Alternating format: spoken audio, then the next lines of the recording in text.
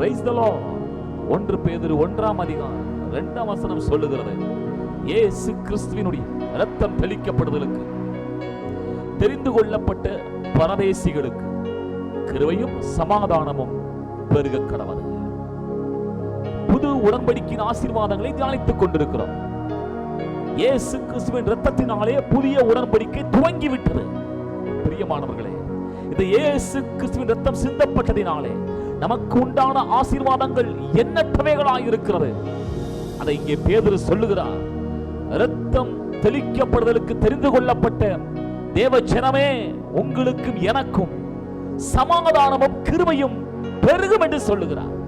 இந்த உலகத்திலே தேவனுடைய கிருபை ஒன்றிருந்தால் போதும், இந்த உலகத்திலே எல்லாவற்றையும் ஜெயிக்க முடியும். ஆம் பிரியமானவர்களே, கிருபையினாலே நம்முடைய வாழ்க்கை ஸ்திரப்படும், கிருபையினாலே நம்முடைய வாழ்க்கை பாதுகாக்கப்படும், கிருபையினாலே நம்முடைய வாழ்க்கை உயர்த்தப்படும்.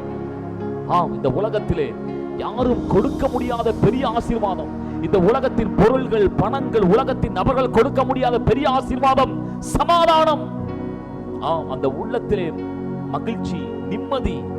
ஆண்டவர் சொன்னார் பாருங்கள், உங்களுக்காக சமாதானத்தை உண்டு பண்ணும்படியான ஆக்கினியை என் மேலே ஏற்றுக்கொண்டபடியினாலே, சிலுவையிலே சுமந்து தீர்த்தபடியினாலே என் சமாதானத்தையே உங்களுக்கு கொடுக்கிறேன் என்று சொல்லி போயிருக்கிறார். ஆகவே இது உலகம் கொடுக்கிற வண்ணமாய் இருக்க முடியாத சமாதானம் அல்ல, ஒரு மேலான தெய்வீக சமாதானத்தை நம்முடைய உள்ளத்திலே தருகிறார்.